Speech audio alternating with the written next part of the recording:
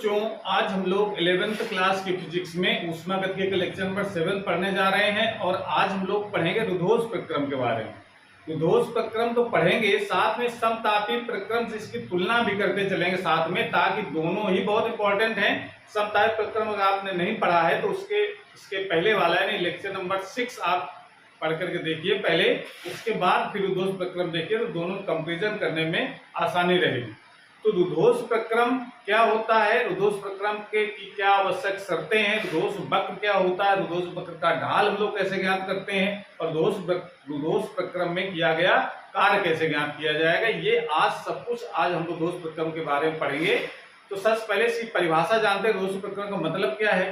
रुद्धोष्म प्रक्रम का मतलब है कि वह प्रक्रम जिसमें अवस्था परिवर्तन के समय निकाय और परिवेश के बीच ऊष्मा का आदान प्रदान नहीं होता है, तो ऐसे प्रक्रम को हम रुद्धोष्म प्रक्रम कहते हैं। इंग्लिश में कहा जाता है एडियाबैटिक प्रोसेस, यानी ऊष्मा का बिल्कुल आदान प्रदान ना हो।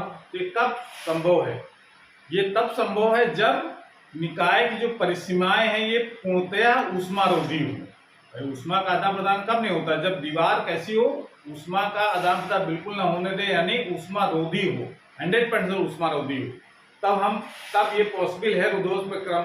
अब व्यवहारिकता में तो ये ऐसा कोई पदार्थ अगर बना नहीं जो 100% ऊष्मा का चालक हो, 100% ऊष्मा रोधी हो, 20 के सारे पदार्थ होते हैं। तो व्यवहारिकता में ना 100% कोई समतापी प्रक्रम हो सकता है और ना 100% रुद्धोष्म प्रक्रम हो सकता है। तो अब फिर समस्या यहाँ पर आ जाती है कि हम किसको रुद्धोष्म प्रक्रम माना जाए। तो रुद्धोष्म प्रक्रम मानने की दूसरी जो शर्त होती है कि अगर या तो ऊष्मारोधी हो, पूर्णतः ऊष्मारोधी, उसको रुद्धोष्म प्रक्रम कहेंगे, और या तो फिर जो प्रक्रम हो रहा है या जो परिवर्तन हो रहा है वो बहुत शीघ्रता से हो। शीघ्रता से मतलब बहुत अचानक हो जाए, मतलब समझ लीजिए कि जिसमें समय बिल्कुल ना लगे ऊष्मा को आने या जाने में, तब कहा जाएगा कि इसको हम लोग रुद्धोष्म प्रक्रम कह सकते हैं। तो कोई चीज अचानक होने वाली जो घटना होती है वो रुद्धोष्म प्रक्रम के तहत आती है। जैसे एग्जांपल आप दे सकते हैं, किसको रुद्धोष्म प्रक्रम कह सकते हैं, टायर का फटना। अगर टायर अचानक फट जाता तो वो रुद्धोष्म प्रक्रम, अचानक प्रसार होगा, ताप में कमी आएगी, ठीक है ना। और अगर कंप्रेशन होता है, आयतन में कमी अचानक होती है, तो ताप में वृद्धि हो जाएगी। दोनों काम होते हैं। रुद्धोष्म प्रक्रम में ताप बढ़ भी सकता है, ताप घट भी सकता है। समझ में आ रही है। रुद्धोष्म प्रक्रम में ताप परिवर्तन होता है, जबकि समतापीय प्रक्रम में ताप स्थिर रहता है। ये दोनों में अंतर है। गुब्बारे का फटना ये भी अचानक होता है। टायर में पंप से हवा भरना, जब टायर में जो पाइप से हवा जब भरते हैं, ऊपर नीचे जब पंप को करते हैं हम, तो वो उसका जो पाइप होता है वो गर्म हो जाता है।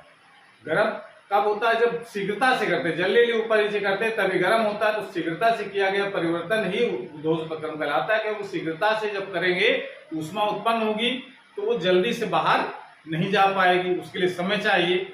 अगर समय देंगे तो वो समतापी हो जाएगा, अगर शीघ्रता दिखाएंगे तो रुद्धोष्म होगा, ठीक है ना। अगर ऊष्मा का लोप हो गया है तो बाहर से अंदर नहीं आ पाए।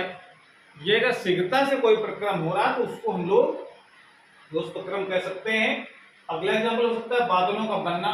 तो बादलों का बनना भी रुद्धोष्म प्रक्रम के अंतर्गत आता है। रुद्धोष्म प्रक्रम की शर्तें तो बताई हमने। रुद्धोष्म प्रक्रम होने की क्या शर्त है कि दीवार जो निकाय की जो परिसीमाएं हैं पूर्णतः ऊष्मारोधी होनी चाहिए, और यह अगर नहीं हो सकती है तो क्या होना चाहिए, निकाय की अवस्था परिवर्तन शीघ्रता से होना चाहिए। निकाय की जो अवस्था परिवर्तन है कितने हो जाए, बहुत शीघ्रता से, यानी अचानक हो जाए। अचानक होने वाली जो घटना है उसको हम लोग रुद्धोष्म प्रक्रम कह सकते हैं। अब बात आती है आदर्श गैस की। तो आदर्श गैस में ये जो परिवर्तन होता है रुद्धोष्म परिवर्तन, वो पायसन के नियम के अनुसार होता है। आदर्श गैस में जो परिवर्तन होता है रुद्धोष्म वाला, यानी आदर्श गैस में रुद्धोष्म परिवर्तन पायसन के नियम के अनुसार होता है। तो नियम क्या कहता है पायसन का, PV की पावर गामा बराबर नियतांक। P दाब है, V आयतन है, और गामा जो लगाया गया गामा क्या है, CP/CV है। अब CP और CV जब हम लोग विशिष्ट ऊष्मा पढ़ रहे थे ऊष्मा वाले चैप्टर में, तो वहां पर हमें बताया था गैसों की विशिष्ट ऊष्मा दो प्रकार की होती हैं। एक होती है स्थिर दाब पर विशिष्ट ऊष्मा, एक होती है स्थिर आयतन पर विशिष्ट ऊष्मा। तो तो इन दोनों का जो अनुपात है यानी Cp मतलब स्थिर दाब पर विशिष्ट ऊष्मा है, Cv मतलब स्थिर आयतन विशिष्ट ऊष्मा है। तो ये जो गामा है वो दो विशिष्ट ऊष्माओं का अनुपात है। तो गामा के बारे में और डिटेल में हम लोग आगे पढ़ेंगे, जब गैसों का सिद्धांत पढ़ा जाएगा। तो अभी हम लोग इतना जानते हैं रुद्धोष्म प्रक्रम के बारे में, और इसको नोट कर लीजिए। फिर जानते हैं रुद्धोष्म वक्र क्या होता है, नोट कर लीजिए इसको। अब हम लोग जानते हैं रुद्धोष्म वक्र क्या होता है। तो रुद्धोष्म वक्र का मतलब है कि अगर रुद्धोष्म परिवर्तन हो रहा है वहां पर दाब और आयतन को नाप करके ग्राफ खींचें, तो जो ग्राफ हमको प्राप्त होगा उसको हम कहते हैं रुद्धोष्म वक्र। तो भाषा तो बहुत आसान है। रुद्धोष्म परिवर्तन में दाब P और आयतन V के बीच खींचा गया ग्राफ रुद्धोष्म वक्र कहलाता है। तो वक्र का आकार कैसा होगा जरा देखो। अगर हम P और V के बीच का ग्राफ खींचते हैं, x अक्ष में आपको रखना है V को और y अक्ष में रखना है P। दाब हम रखेंगे y अक्ष में, आयतन को रखा जाएगा x अक्ष में। तो ग्राफ कुछ इस तरीके का प्राप्त होता है। तो इस तरीके के ग्राफ तो आप समताभी वक्र में भी देख चुके हैं। देखने में लगभग एक जैसे लगते हैं, लेकिन अंतर है। क्या अंतर है ये जरा देखो, इसमें लिखा है क्या विशेषता होती है रुद्धोष्म वक्र में। रुद्धोष्म वक्र का ढाल समतापी वक्र के ढाल से गामा गुना अधिक होता है। यानी किसका ढाल अधिक होता है? रुद्धोष्म वक्र का। कितना होता है अधिक? गामा गुना अधिक होता है। ढाल यानी उसकी प्रवणता ज्यादा होती है रुद्धोष्म वक्र की, यानी उसका जो ढलाव है वो ज्यादा रखा जाता है। ठीक है ना। तो ये इसका ढाल ज्यादा रखा जाएगा। जब दोनों एक साथ बनाएंगे तो अंतर दिखाई पड़ेगा। और दूसरी किसी विशेषता ये है कि जो हमने बताया अभी कि उसका जो ग्राफ है वो लगभग समतापिक वक्र जैसा ही होता है, लेकिन होता नहीं है। देखने में लगता है कि वो है, पर इसका वाला जैसे समतापिक वक्र की विशेषता हम पढ़िए। समतापिक वक्र कैसे होते हैं? अति परवलयाकार होते हैं। पर ये देखने में भले वैसा लग रहा हो, पर ये होता नहीं है अति परवलयाकार। तो दूसरी विशेषता क्या है इसकी? रुद्धोष्म वक्र अति परवलयाकार नहीं होते हैं। इसका कोई आकार का नाम नहीं दिया गया है, ठीक है ना, लेकिन वक्र होते हैं, बस इतना पता है। तो अब अंतर कैसे पता चलता है? उसका अंतर देखने के लिए आपको जब हम दोनों ग्राफ एक साथ बनाएंगे तो पता चलेगा कि कौन रुद्धोष्म वक्र है और कौन समतापी वक्र है। इस तरफ जैसे आयतन को रखा, इस तरफ दाब को रखा। ये x अक्ष है, ये y अक्ष है। जैसे अगर हम चारों ग्राफ एक साथ बनाना चाहें, जैसे सम आयतनिक वक्र कैसा होगा? सम आयतनिक वक्र हम बना चुके हैं। और देखिए सम आयतनिक वक्र का मतलब क्या है कि जो एकदम x अक्ष के लंबवत हो, यानी स्ट्रेट लाइन हो, और वो x अक्ष के लंबवत हो, यानी y कह सकते हैं आयतन अक्ष के लंबवत हो। अगर इस बिंदु से ग्राफ अगर ड्रा करें तो ये जो ग्राफ होता है इसको हम लोग कहते हैं सम आयतनिक वक्र, यानी आयतन कांस्टेंट है, दाब चेंज हो रहा केवल। और अगर हम इसको x अक्ष के समांतर खींच देते हैं कोई ग्राफ, ये होता है समदाबी, यानी ये जो वक्र होता है इसको कहते हैं हम लोग समदाबी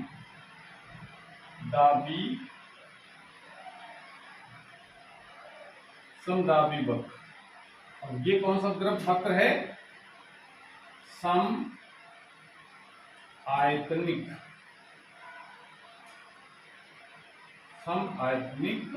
वक्र। और अगर हमको समतापी खींचना है तो समतापी वक्र का जो ढाल होगा वो थोड़ा कम होगा, इसको कहेंगे हम लोग समतापी वक्र। और जो रुद्धोष्म वक्र होगा उसका ढाल ज्यादा होगा, इसको हम लोग कहते हैं रुद्धोष्म वक्र।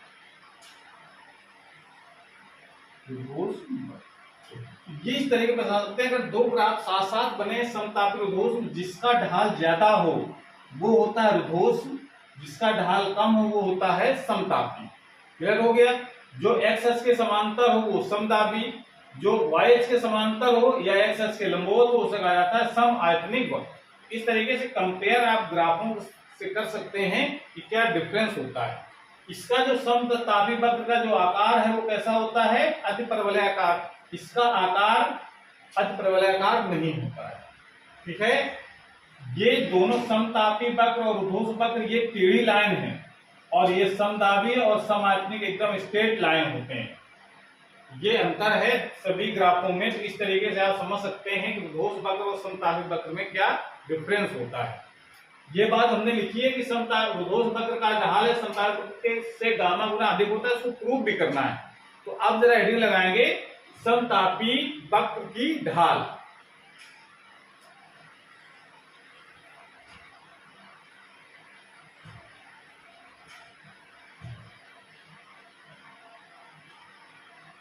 रुद्धोष वक्र की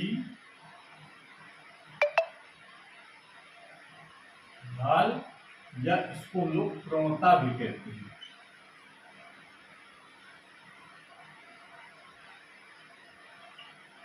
इसको प्रवणता भी कहा जाता है। ठीक है, ऐसे ज्ञात करेंगे तो ये आप जैसे समतापी वाले हम लोग ढाल निकाला था, सेम प्रोसेस इसका भी है।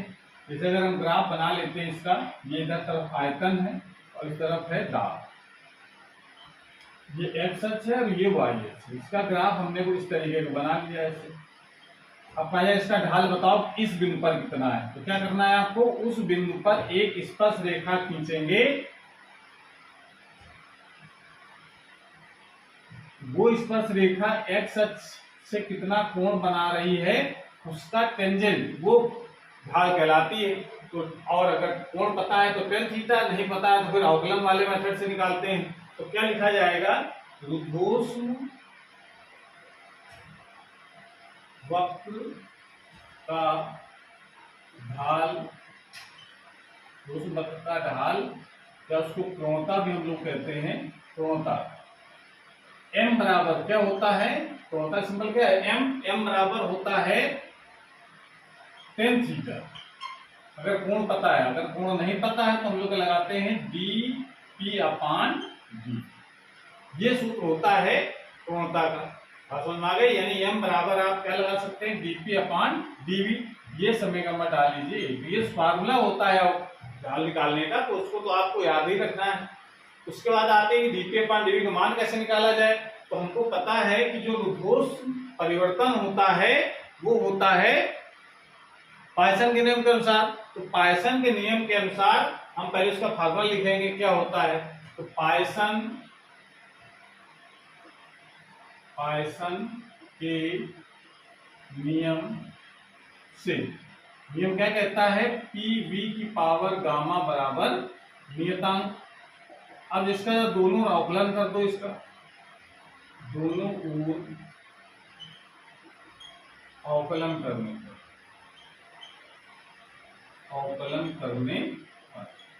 तो अवकलन कर देंगे तो यहाँ भी गुणा वाला सूत्र लगाना है अवकलन का। फर्स्ट फंक्शन सेकंड का अवकलन, तो सेकंड का अवकलन हो जाएगा गामा v की power gamma -1 dv plus second function v की पावर गामा और dp बराबर क्या हो जाएगा, जीरो। कांस्टेंट का अवकलन जीरो होता है।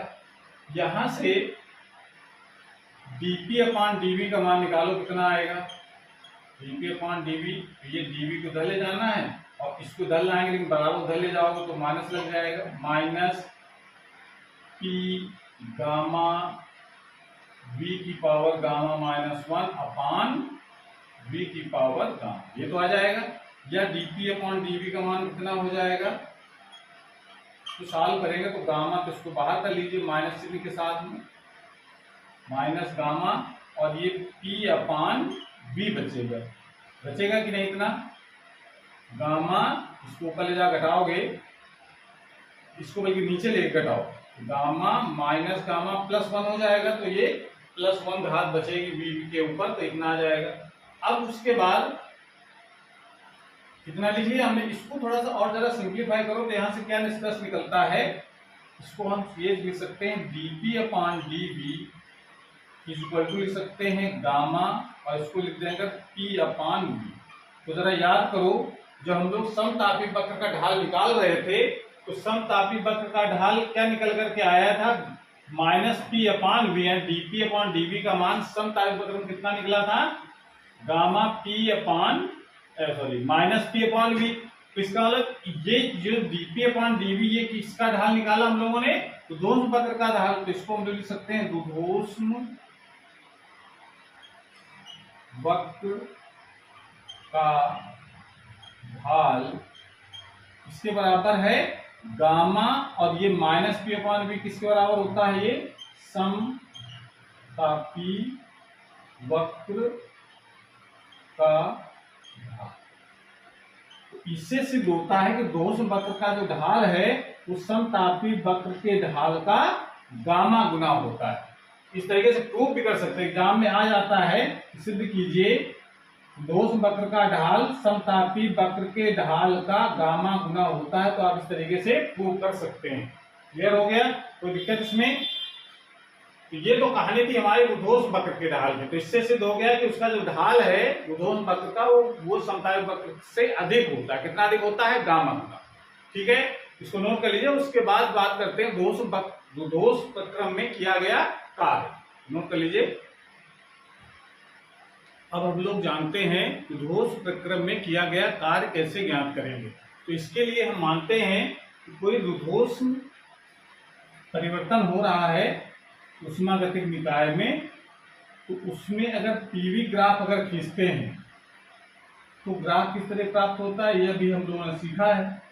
उसका जो एक वक्र प्राप्त होता है इस तरीके का। ठीक है, तो अब इसके इस वक्र और एक्स अक्ष के बीच जो घिरा क्षेत्रफल है वो अगर निकाल लें तो कार्य ज्ञात हो जाएगा।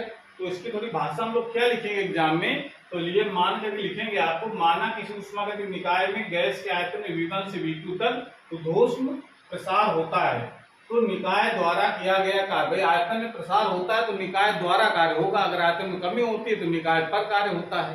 तो यहाँ प्रसार हमने माना है कि पहले इसका यहां से शुरुआत हुई ग्राफ की, तो प्रारंभिक जो आयतन है वो कितना है? V1, और बाद में आयतन कितना हो गया बढ़ करके? V2। लेकिन जैसे जैसे आयतन बढ़ेगा उसका जो दाब है वो घटता है। तो पहले जब आयतन V1 है तो दाब है P1, जब आयतन बढ़ गया तो इसका जो दाब है वो घट जाएगा, वो हो जाता है P2। अब इसके ये जो ग्राफ है, अगर नाम लिख लेते हैं ग्राफ का, AB ग्राफ है ये, इसको हम लोग रुद्धोष वक्र कह रहे हैं। तो AB और V2 V1 A इसके मध्य जो घिरा क्षेत्रफल है वो निकाल लेते हैं, तो किया गया कार्य ज्ञात हो जाएगा। अब चूंकि यहाँ पर दाब और आयतन दोनों चेंज हो रहे हैं, इस कारण से हमको समाकलन मेथड से कार्य निकालना पड़ेगा। तरीका क्या है आपने सीख रखा है, जो हमने ऊष्मागतिक प्रक्रम में किया गया कार्य निकालना बताया था। उसमें कहा था जब कोई दाब और आयतन जब दोनों चेंज होते हैं तो इसका एक छोटा सा पार्ट लेते हैं ग्राफ का। छोटा सा पार्ट लेने का मतलब होता है ये जो आयतन है वो मान लेते हैं dV है, और जो दाब है ये जो इतना भी पार्ट हमने लिया है, दाब है बहुत छोटा सा पार्ट लिया है, तो दाब हम वहां पर मानेंगे दाब है P। ठीक है ना, बहुत छोटे से पार्ट के लिए दाब चेंज नहीं हुआ ये माना है। तो इतने का क्षेत्रफल कितना होगा? लंबाई रोटेशन करेंगे तो लंबाई है इसकी पूरी, ये लंबाई कितनी है P, और इसका जो एरिया जो चौड़ाई है वो है dV, P dV क्षेत्रफल हो जाएगा इसका। और जो ऐसे ही पट्टियां और सारी काटेंगे, सबको जोड़ेंगे तो पूरा एरिया निकल आएगा। तो पूरा एरिया निकालने का मतलब होता है समाकलन करना। फिजिक्स में जोड़ने का मतलब क्या है? समाकलन करना। और कहां से कहां तक समाकलन करना है? V1 से लेकर के V2 तक। ये तो प्रोसेस है। यानी इतना जब हम क्षेत्रफल निकालेंगे तो क्षेत्रफल कितना आएगा? P dV आएगा। और पूरा क्षेत्रफल निकालना है तो ऐसे पट्टियों को निकाल करके जोड़ देना है, और जब जोड़ेंगे तो उसका मतलब है समाकलन करना। तो समाकलन का फार्मूला ये फिर लगा देते हैं, V1 से V2 की लिमिट लगा करके P dV कर देंगे। अब यहाँ पर P भी चूंकि चेंज हो रहा है तो समाकलन करने के लिए P को हटाना है। तो कैसे हटाया जाएगा? तो आपको लगाना है पायसन का नियम। जो रुद्धोष परिवर्तन किसके नियम अनुसार होता है? पायसन के नियम के अनुसार। तो पायसन के नियम से क्या लिख सकते हैं हम लोग? PV की पावर गामा बराबर एक कांस्टेंट K मान लेते हैं, नियतांक है K। यहां से जरा P की वैल्यू निकाल लो। P बराबर क्या हो जाएगा? K/V की पावर गामा। ये P की वैल्यू जरा समीकरण नंबर 1 में लगा देंगे। समीकरण 1 में P का मान रख देंगे तो W बराबर कितना हो जाएगा? समाकलन V1 से V2 की लिमिट, और P रख देंगे K/V की पावर गामा और PV। इसका जरा करना है समाकलन। तो समाकलन करने के लिए K तो बाहर हो जाएगा, समाकलन जब इसका करेंगे तो समाकलन इसका आ जाएगा b की पावर गामा ऊपर माइनस माइनस गामा, यहाँ पर हमको क्या करना है +1 सूत्र लगाना है ना, ये ऊपर ले जाकर समाकलन करना है तो ये माइनस का गामा हो जाएगा। समाकलन करते हैं x की पावर n dx का समाकलन कितना होता है x की पावर n+1 अपान n+1। तो यहाँ पर गामा माइनस गामा +1 से डिवाइड कर देंगे, लिमिट रखेंगे इसकी v1 से v2। अब जब इसकी लिमिट लगा दो तो लिमिट जब लगाएंगे तो लिमिट क्या लिखा जाएगा k अपान, इसको लिख सकते हैं 1 माइनस गामा, और यहाँ पर लिखा जा सकता है, इसको अगर उल्टा लिखना चाहो तो ऐसे लिख सकते हैं, इसको लिख सकते हैं 1 अपान b की पावर, अब उसको उल्टा चिन्ह इसका उल्टा कर दो तो 1 माइनस गामा, ये हो जाएगा। लिमिट जब रखोगे तो पहले v2 लिमिट रखनी है माइनस 1 अपान b1 की पावर 1 माइनस गामा, ऐसा लिख सकते हैं कि नहीं। इतना लिखे तो लिमिट लगाने के बाद ये आंसर आ जाएगा। इतना कार्य हमने ज्ञात कर लिया है। अब यहाँ पर जरा पाइथन का नियम लगाओ जरा, ये जो वैल्यू हमने रखी है, क्योंकि पाइथन का नियम क्या कहता है P1 V1 की power gamma equal to P2 V2 की power gamma equal to constant. पाइथन नियम तो ऐसे लिख सकते हैं ना हम लोग। कांस्टेंट मतलब क्या है कि P1 V1 की power gamma equal to P2 की पावर गामा, वो भी कांस्टेंट के बराबर रहेगा। यहाँ पर हम k को पहले अंदर गुणा कराएंगे, तो जरा ये गुणा करा करके फिर हम k की वैल्यू रखेंगे। तो यहाँ पर w क्या लिख सकते हैं हम लोग, w का लिखा जा सकता है k अपान, ये जो बाहर 1 अपान बचा उसको लिखो 1 माइनस गामा, यहाँ बचेगा k अपान v2 की power 1 minus gamma minus k अपान v1 की पावर 1 माइनस गामा। अब k की वैल्यू जहां v2 लिखा है उसके जगह ये 2 वाले सफिक्स वाले वैल्यू रखेंगे k की, और k की वैल्यू जब यहाँ v1 लिखा है उसके ऊपर k की वैल्यू लगाएंगे हम लोग, यहाँ जिस सफिक्स में 1 लिखा है, क्योंकि k दोनों के बराबर है तो आवश्यकता के साथ वैल्यू लगा देंगे। यहाँ पर लिख सकते हैं 1 अपान 1 माइनस गामा, यहाँ पर लिख सकते हैं हम लोग P2 V2 की पावर गामा अपान V2 की पावर 1 माइनस गामा, माइनस यहाँ लिख सकते हैं हम लोग P1 V1 की पावर गामा अपान V1 की पावर गामा। इसको जरा सॉल्व करो तो कितना आंसर आ जाएगा 1 अपान 1 माइनस गामा। इसको सॉल्व करोगे तो क्या आएगा, इसको ऊपर ले जाकर घटाओ तो आ जाएगा P2 V2 minus P1 V1। ये कार्य आ गया। कितना कार्य हमको प्राप्त कर लेंगे। इसको अगर माइनस, इसको अगर ये इसका माइनस बाहर कर लो तो यहाँ पर ये माइनस अगर शामिल करेंगे तो ये प्लस का हो जाएगा। जिसको ऐसे लिख सकते हैं हम लोग, W इक्वल टू लिखा जा सकता है 1 अपान गामा माइनस 1, और ब्रैकेट में आ जाएगा P1 V1 minus P2 V2। ये कार्य हमने ज्ञात कर लिया है। ठीक है, अब इसका रूप थोड़ा चेंज कर सकते हैं। कैसे चेंज करेंगे जरा इसको समझो, सुनो तो लीजिए पहले।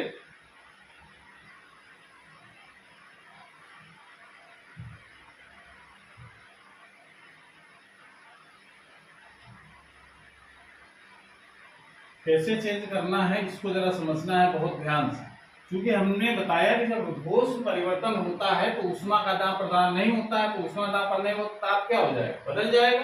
तो मान लेते हैं कि यदि उद्घोष परिवर्तन में निकाय का ताप T1 से T2 हो जाता है तो न्यू मोल गैस के लिए आदर्श गैस समीकरण